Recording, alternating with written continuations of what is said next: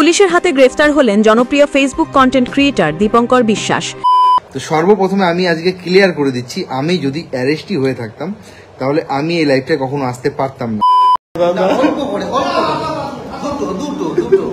তুমি খাও খাও, তুমি আমার সোনা দাদা না, তুমি আমার সোনা দাদা, অল্প করে দুটো খেয়ে নাও। আমার দিও না দাদা, আমার কথাটা রাখো।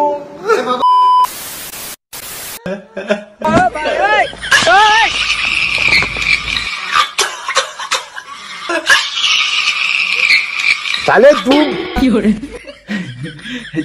কি চলছে বন্ধুগণ, চলে আসছে আমরা আবার নতুন একটা ইন্টারেস্টিং ব্র্যান্ড নিউ ভিডিও নিয়ে। আশা করি এতক্ষণ তোমরা বুঝতেই পেরে গেছো আজকে ভিডিওটা কাদেরকে নিয়ে হতে চলেছে। হ্যাঁ, আজকে কথা বলবো আমাদের আবারও সেই চোদনাটাকে নিয়ে, যে নিজের বন্ধুর বউকে নিয়ে মারা পালিয়েছে। তাও আবার একবার হলে হয়, মালটা নাকি বড় দুবার নিয়ে পালিয়েছে। কি বলছিস? হ্যাঁ ঠিকই বলছি, চোদনাটা প্রথমে নিজের বন্ধুর বউ সুমিকে নিয়ে পালিয়ে যায়, যার ফলে পুলিশ এদেরকে অ্যারেস্ট করে, পরে ছেড়েও দেয়। কিন্তু মদনটা তারপরেও সুমিকে নিয়ে পালিয়ে যায়।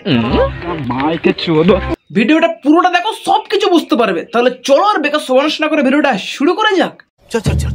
আর হ্যাঁ, ভিডিওটা শুরু করার আগে অবশ্যই দয়া করে কানে হেডফোনটা লাগিয়ে নেবেন।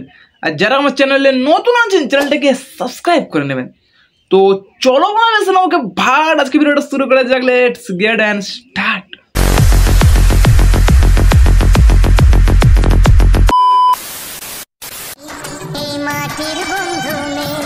ওরে কেলানে, ওটা তোর বন্ধুর বউ মানে, কমসে কম ওকে তো ছাড়তে পারতি। এদিকে কত ছেলে এখনো সিঙ্গেল পড়ে আছে, বিয়ের জন্য মেয়ে খুঁজে পাচ্ছে না, হাত দিয়েই কাজ চালাচ্ছে। আর ওইদিকে চোদনাটা দুটো বিয়ে করেছে।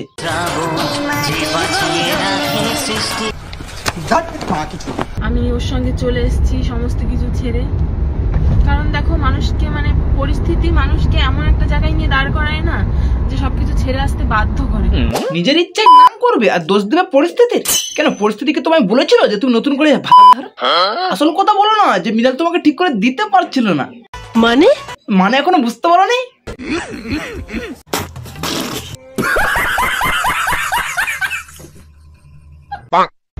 দশ দিন হয়ে গেল আমরা বাড়ি থেকে বেরিয়েছি, কিন্তু কোথায় যাব না যাব কোনো কিচ্ছু ঠিক নেই। কিচ্ছু ঠিক করতে হবে না দিদি, তোমাদের থাকার জায়গা আমি করে দিচ্ছি। Hello, Lalbazar police station. Dipankar, Koyel, Sumi তিনজনকে পুলিশ ধরে নিয়ে এসেছে। তোমাদের জন্য একদম পারফেক্ট ওই, ফ্রিতে খাবে দেবে, দমকা লাগাবে। তুমি হয়তো দীপঙ্করকে নিয়ে সুখে থাকবে, আমার তোমার কথা ভেবে সারা জীবন এইভাবেই কান্না করতে করতে যাবে। কেন কান্না করবি কেন? ওর কথা ভেবে না হয় কাজ চালাবি। টাকা কামানোর নেশায় নিজের বউকে নিয়ে বন্ধুর সাথে জুটিয়ে দিয়েছে, আর তারা যখন পালিয়ে গেছে অমনি সোশ্যাল মিডিয়ায় এসে ফ্যান ফেলাচ্ছে। সুমি, আমি তো তোমাকে ভীষণ বিশ্বাস করেছিলাম, কেন আমার বিশ্বাসের সাথে খেললে এরকম ভাবে? ওরে চোদনা, এটা কলিযুগ বলা, এখানে বিশ্বাস টিশ্বাস চলে না, ওসব নিয়ে নিজের পুটকেতে ভরে রাখো। তো এই গান্ডুটা প্রথমে কান্না করে সুমিকে ফেরাতে চেয়েছিল, বাট সে যখন ফিরল না তখন দীপঙ্কর সুমির নামে কেস করে। পরে পুলিশ এদেরকে আলাদা করে দেয়। তাতে আমার বাল ছেঁড়া গেল। আমারও ছেঁড়া গেল, আমার কি মানে, ওদেরকে আলাদা করেছি, ওরাই বুঝবে কি করে। সবার জীবনেই ঝড় আসে, যতই তুমি মন খারাপ করে থাকো না কেন, তোমার মুখে আমি একদিন ঠিকই হাসি ফোটাবো। হাসি ফোটাতে গিয়ে যেন বড় আবার বিয়ের ফুল ফুটিয়ে দিস না, নাহলে ওই গান্ডুর সাথে আবার পালাবে। বলেন কি? যেই অন্ধকারে তুমি ডুবে আছো, আমি তোমাকে রোজ নতুন করে আলো দেখাবো। বেশি আলো দেখাতে যাস না, নাহলে তোর কাছ থেকে সব আলো নিয়ে আবার পালিয়ে যাবে আর তোকে অন্ধকারে ডুবিয়ে দেবে। ঠিক বলেছো। যেই মানুষটা সবসময় সবাইকে হাসি খুশি রাখতো, আজ সেই মানুষটাই ঘরবন্দি হয়ে নীরবে কাঁদে। বইয়ের জন্য তোর খুব কষ্ট হচ্ছে দেখছি, তাই যা তোর বউকে আরেকবার দিয়ে দীপঙ্করের কাছে। দীপঙ্করের বান্টু দেখলে তোর বউ খুব খুশি হবে।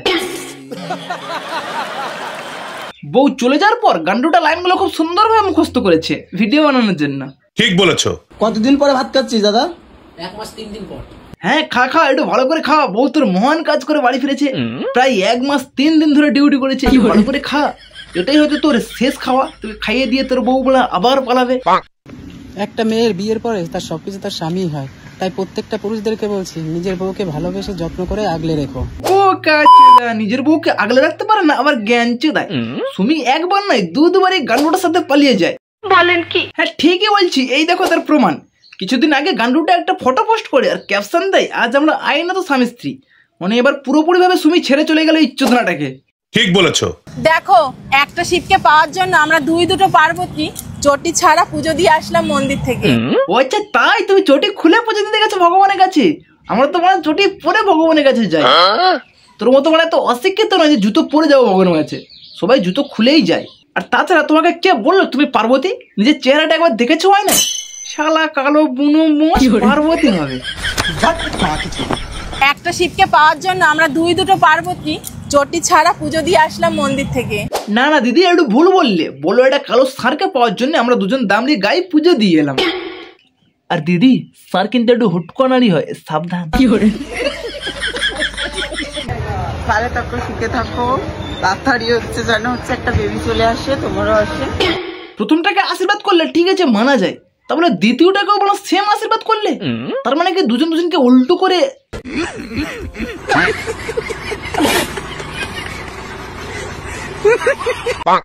এই বাবা ভোলানাথের সামনে দাঁড়িয়ে তুমি আমাকে কথা দাও, তুমি আমাকে কোনো দিন ছেড়ে যাবে না।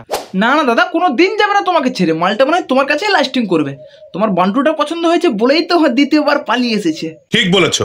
তোমরা অনেকেই জিজ্ঞাসা করছো দিদি ভাই তোমরা এখন কোথায় আছো, তোমরা কি ফ্ল্যাট নিয়ে আছো নাকি ভাড়া বাড়িতে আছো? তোরা বাড়ি ভাড়া নিয়ে থাকবি কি দীপঙ্করের ভাড়াই থাকবি সেটা তোদের পার্সোনাল ব্যাপার। তোদেরকে শুধু আমি একটাই কথা বলবো, তোরা কি করে।